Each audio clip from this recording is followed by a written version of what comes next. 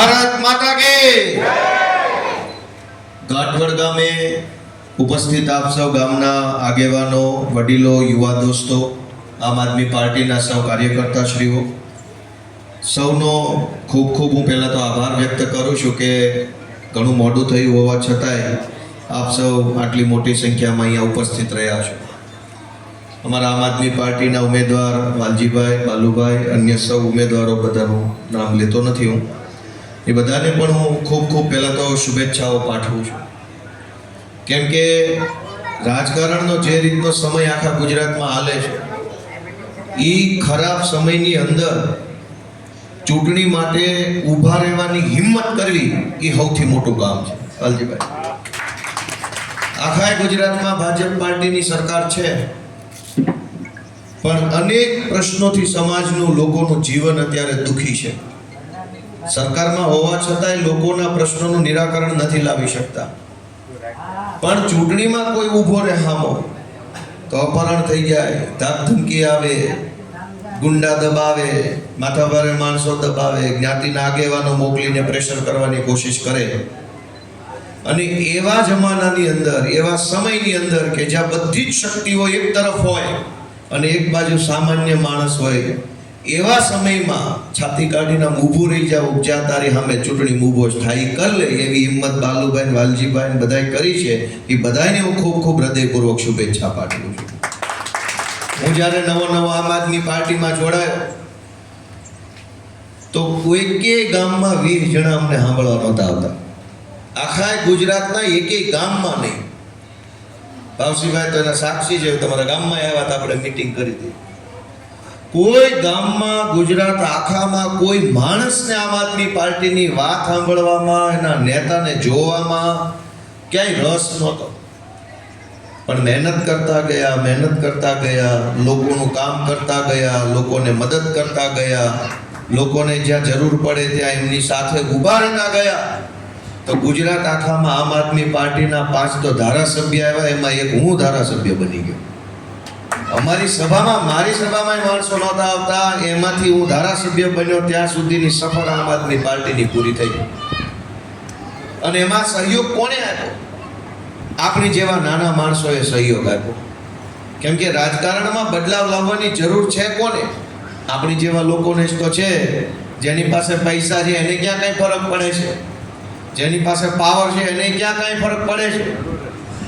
તકલીફ તો આપણને પડે છે. આપણી જેવા નાના માણસોને તકલીફ પડે છે. ખેતી કરતા માણસો હોય, ખેતી મજૂરી કરતા માણસો હોય, એમને અનેક તકલીફો પડે છે. પણ તકલીફ પડે ત્યારે એની વાત સાંભળવા વાળો કોઈ નેતા ક્યાંય ભાજપ કોંગ્રેસના દેખાતા નથી. અને એટલા માટે ગુજરાતની અંદર બદલાવ લાવવાની જરૂર પડી છે. અને આ બદલાવ લાવવા માટે તમારા બધાના આશીર્વાદ લેવા માટે આમ આદમી પાર્ટી તરફથી હું આવ્યો છું કે આ અમારા ઉમેદવારો ઊભા છે, એને બહુ મોટી હિંમત કરી લીધી છે. માથાભારે માણસો સામે ઊભું રહેવું, એની પાસે પોલીસનો પાવર હોય, એની પાસે સરકારનો પાવર હોય, તેમ છતાંય ચૂંટણીમાં ઊભું રહેવું, એક મરદને છાજે એવું કામ કર્યું છે. અને એમને તમારો આશીર્વાદ આપજો. ઝાડુનું બટન દબાવીને મત આપે એવી લાગણી વ્યક્ત કરવામાં આવ્યો છે. દોસ્તો, આજે વિધાનસભામાં હમણાં બજેટ સત્ર ગયું અને હું ધારાસભ્ય તરીકે ત્યાં બેઠો હતો. મને એમ તમને જણાવતા ખૂબ અંદરથી દુઃખ થાય છે કે સરકારે શહેરોનો વિકાસ કરવા માટે કરોડો રૂપિયા ફાળવા, ગામડાનો વિકાસ કરવા માટે રૂપિયા ન ફાળવા, તો ગામડામાં રહેતા માણસનો વિકાસ કરવા માટે સરકારે ગુજરાતમાં કોઈ રૂપિયા ન ફાળવા, તો આપણે જવાનું ક્યાં? આપણો વિકાસ કરવો હોય તો ક્યાં જવાનું? અનેક લોકો મજબૂરીમાં, લાચારીમાં ગામડા મૂકી અને રાજકોટ, અમદાવાદ, સુરત, વડોદરા તરફ જવું પડે છે. બાપ દાદાનું ગામ મૂકી દેવું પડે, જમીનો મૂકી દેવી પડે, અહીં નાનું મોટું ડેલું હોય, ડેલું મૂકીને જવું પડે. અને સુરત ને, રાજકોટ ને, અમદાવાદ ને, વડોદરા, વેરાવળ ને, ઉના ને, ત્યાં જઈને મોંઘવારીમાં જીવવા મજબૂર બન્યા છે. આ પરિસ્થિતિ જો બદલવી હોય તો એ પરિસ્થિતિ બદલવાનો રસ્તો અત્યારે આવી ચૂક્યો છે. આ ચૂંટણી છે. આપણે જે નિર્ણય લેશું એનાથી નક્કી થશે કે આપણી પરિસ્થિતિ બદલાશે કે નહીં બદલાય. આ અમારા દેવેન્દ્રભાઈ સોલંકી આમ આદમી પાર્ટીના ઉમેદવાર હતા. અને એકદમ લડાયક બાહોશ માણસ છે, કેટલાય લાંબા સમયથી પોતે શિક્ષક છે, તેમ છતાંય સમાજના કામમાં હંમેશા દોડીને ઊભા રહે છે અને ચૂંટણી હારી ગયા હોવા છતાંય જીતેલા ઉમેદવાર કરતા વધુ મદદ અત્યારે સામાન્ય માણસોને જનતાને કરી રહ્યા છે દેવેન્દ્રભાઈ. એવા માણસો રાજનીતિમાં આગળ આવે તો લોકોનું, નાના માણસોનું કાંઈક ભલું થાય. અત્યારે તો માહોલ એવો છે કે રૂપિયાવાળા નેતા બની જાય, માથાભારે હોય એ નેતા બની જાય, જે બહુ મોટા મોટા 2 નંબરના ધંધા કરીને પૈસા કમાઈ ગયા હોય એ પૈસાના દમ પર નેતા બની જાય. હવે જો પૈસાવાળો જ નેતા બને, માથાભારે માણસ જ નેતા બને તો આપણી જેવા લોકોનું સાંભળે કોણ? આપણે તો આપણી જેવો માણસ નેતા બને તો આપણી વાત સાંભળે, આપણામાંથી કોઈક નેતા બને તો આપણી વાત સાંભળે, આપણા જેવો કોઈક નેતા બને તો આપણી વાત સાંભળે. આપણે અને જેને 12 હાથનું છેટું પડતું હોય એવો માણસ આપણા મતથી નેતા બની જાય તો દુઃખી જ થવાના છે. આ બાલુભાઈ આપણી જેવા માણસ છે, આપણા માંથી આવતા નાના માણસ છે. હું પોતે નાનો માણસ છું, સાવ સામાન્ય ખેતી મજૂરી કરતા પરિવારમાં જન્મેલો છું.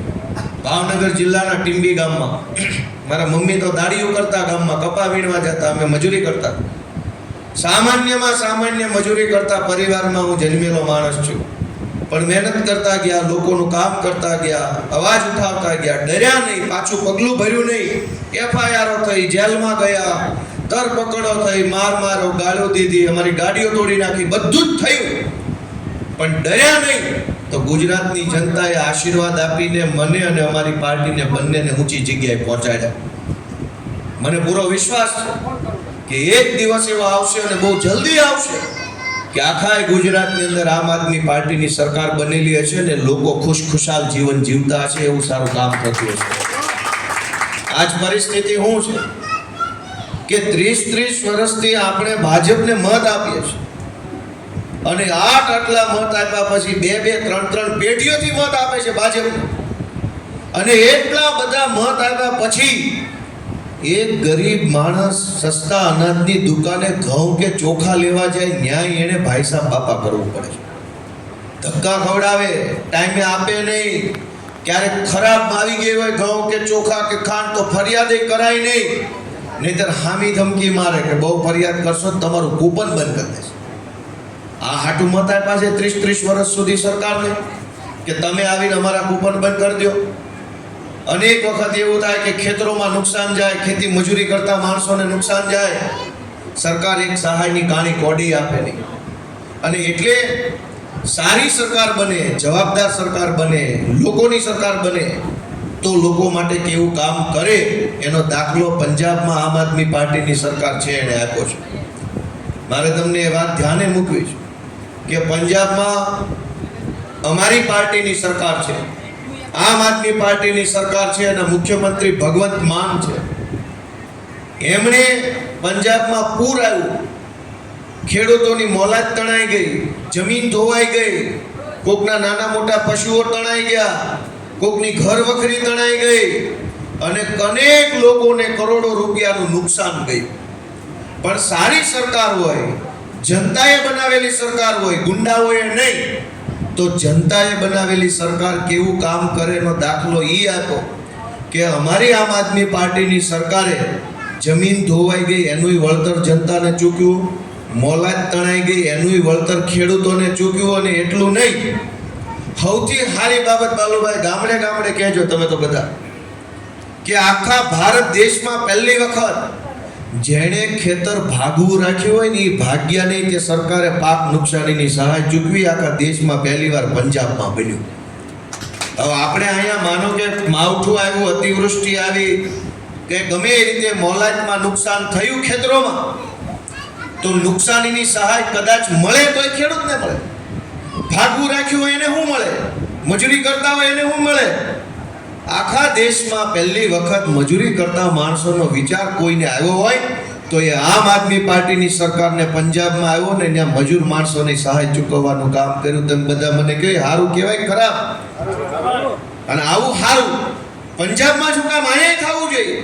અહીં ગુજરાતમાં શું વાંધો છે? અહીંયા સરકાર છે, અહીંયા સરકાર પાસે પૈસા છે, તો ઘટે છે શું? દાનત ઘટે છે. સરકારમાં દાનત નથી લોકોને ઉપયોગી બનવાની. અને એટલે નાનામાં નાના કામ માટે આપણે ધક્કા ખાવા પડે. મામલતદાર ઓફિસોના ધક્કા, પોલીસ સ્ટેશનોના ધક્કા, જીબી વાળાના ધક્કા, પાણી પુરવઠાના ધક્કા ધક્કા ધક્કા ધક્કા. કોઈ દિવસ આપણું તે કાંઈક એક ધક્કે કામ થાય એવું થવું જોઈએ કે ન થવું જોઈએ? આજ તો દરેક નાનો માણસ રજા પાડીને, કામ બગાડીને, સામાન્યમાં સામાન્ય ભણતા હોય છોકરા કાંઈક દાખલા કઢાવવા હોય તો કેટલી વખત તો ઓફિસમાં જવું પડે છે.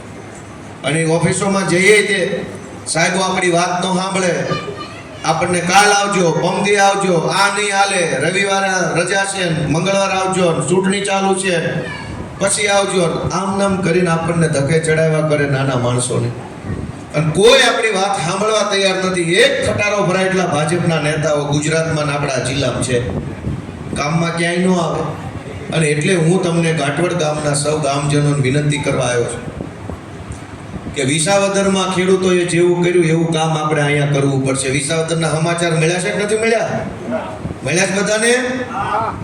વિસાવદરમાં લોકોએ એવું કર્યું કે ભાજપની સભામાં જવાનું, ભાજપની ટોપી દે ટોપી પહેરી લેવાની, ખેસ દે ખેસી પહેરી લેવાનો, જમવાનું દે જમવાનું જમી લેવાનું, પૈસા દે લઈ લેવાના, ના ક્યાંય પાડવાની નહીં, નજરમાં ક્યાંય ચડવાનું નહીં, પણ મત દેવા જાવ ત્યારે હાવણા મત દઈ દેવાનું. એવું ગામો ગામ લોકો હંપી ગયા. તે હું જ્યારે ચૂંટણીમાં ઊભો હતો તો મારી સભામાં માણસ ઓછું, ભાજપની સભામાં વધુ. ભાજપની સભામાં ગામડે ગામડે માણસો આવ્યા પણ મત કોઈએ ન દીધા. તે દી એમ ખબર પડી કે આ લે આ તો મારા બેટા છેતરી ગયા. તો પબ્લિકે કીધું તમે 30 વર્ષ છેતરો છો, તમારો એક વારે વારો ન આવે. અને એટલે હું તમને એવી વિનંતી કરું છું કે આ લોકો ગુંડાગીરી કરે છે, દાદાગીરી કરે, લોકોને ડરાવે, ધમકાવે, બીવડાવે કે તમે આમ કરશો તો હારા વાટ નહીં રહે. હવે હારા વાટ જ વધતો તો ક્યાં અમારે તમારે આમાં ફોર્મ જ ભરવાની જરૂર પડે? તમે ફોર્મ પાછું નહીં કહો તો મજા નહીં આવે. પણ મજા જ આવતી હોત તો ક્યાં ફોર્મ જ ભરવાની જરૂર હતી? નથી જ મજા આવતી એટલે હામું ફોર્મ ભર્યું. તો પાછા કે ફોર્મ પાછું નહીં ખેંચો તો મજા નહીં આવે. ક્યાં મજા લેવીશ? પણ આ ધાક ધમકી, ગુંડાગીરી, દાદાગીરી, ચૂંટણીમાં કોઈને ઊભા ન રહેવા દેવા, ઊભા રહેતો એને દબાવવાના, આ ક્યાં સુધી હાલશે? અને છેલ્લું નુકસાન કોનું છે? નુકસાન તો પબ્લિકનું થઈ રહ્યું છે. જે ફોર્મ પાછું ક્યાંય લે નેતાનું તો શું જ આવવાનું છે? જનતાને માટે લડનારો એક માણસ ગુમાવવો પડે. અને એટલે મારે ઘાટવડ ગામના તમામ યુવાનોને, વડીલોને, માતાઓ બહેનો બધાને વિનંતી છે કે આ ગુંડાઓને કાઢવા જરૂરી છે. માથાભારે માણસોને કાઢવા બહુ જરૂરી છે. સામાન્ય માણસ હાશકારા સાથે જીવી શકે, બીક વગર જીવી શકે, એને જે ઈચ્છા પડે એવી રીતે રહી શકે, એવો માહોલ જો બનાવવો હોય તો તમારા બધાના આશીર્વાદની જરૂર પડશે, સાવરણાની જરૂર પડશે. તમે બધા સાવરણા ઉપર મત આપો એવી મારી લાગણી હું ગામ સમક્ષ વ્યક્ત કરું છું. દોસ્તો, આપ સૌ આટલી ખૂબ વિશાળ સંખ્યામાં અમારી આમ આદમી પાર્ટીની સભામાં પધાર્યા. જરાક મારે આવવામાં મોડું થઈ ગયું છે અને પાછું હવે અહીંયા મોડું કરીશ તો આગળ વધુ મોડું થશે. એટલે તમારા બધાની માફી માંગતા, દિલગીરી વ્યક્ત કરતા હું મારી વાત પૂરી કરું છું. પણ મને પૂરો વિશ્વાસ છે કે આ અમારા બધા અડીખમ ઉમેદવારો કે જેમણે બહુ મોટી બાત ભરી લીધી છે, રાજકારણમાં આપણે જેવા નાના માણસને કોઈ આગળ ન આવવા દે. તને શું ખબર પડે? તને ન ખબર પડે, તમે ન ઊભા રહી શકો, તમે ન જીતો, આવા મેણા મારી મારીને કોઈ દી નાના માણસ આગળ ન આવવા દે. પણ મેણાને સાંભળ્યા વગર, મેણાને ધ્યાને લીધા વગર જેણે હિંમત કરીને પહેલું પગલું આગળ વધ્યું છે, પહેલું પગલું ભર્યું છે જેમણે, એ માણસ નિરાશ થઈને પાછો ન મળે એની જવાબદારી આપણા બધાની છે, અમારા બધા ઉમેદવારોને. અમારા આલીદર જિલ્લા પંચાયતના ઉમેદવાર નીમુબેન વાલજીભાઈ મકવાણા, દેવળી જિલ્લા પંચાયતના ઉમેદવાર ઉજીબેન કાનાભાઈ ચુડાસમા, વડનગર જિલ્લા પંચાયતના ઉમેદવાર ભરતભાઈ વાળા અને વેલણ જિલ્લા પંચાયતના ઉમેદવાર પ્રવીણભાઈ બાબુભાઈ સેવરા, નગડલા જિલ્લા તાલુકા પંચાયતના બાલુભાઈ વિંજુડા, છાછરના બાજુબેન કનુભાઈ મકવાણા, દેવલપુરના સામંતભાઈ ઉકાભાઈ વાઢેર, પેઢાવાડાના ડાયાભાઈ મુળાભાઈ સોસા, વડનગરના મુકેશભાઈ રામ, પણાદરના ભાવેશાબેન ભાવસિંહભાઈ ગોહિલ, કડવાસણના કરશનભાઈ ઉકાભાઈ વાળા, વેલણ ગામના તાલુકા પંચાયતમાં જયશ્રીબેન માલાભાઈ બોરીચા અને કડોદરા તાલુકા પંચાયતના સુભાષભાઈ રાઠોડ અને ગીર દેવળીથી ડોક્ટર કેશુભાઈ મોરી આટલા ઉમેદવારો આમ આદમી પાર્ટીમાંથી ઊભા છે, એને તમે બધાએ મત આપી ચૂંટણી જીતાડો એવી મારી વિનંતી છે. આપ સૌનો હૃદયપૂર્વક ખૂબ ખૂબ આભાર. ભારત માતા કી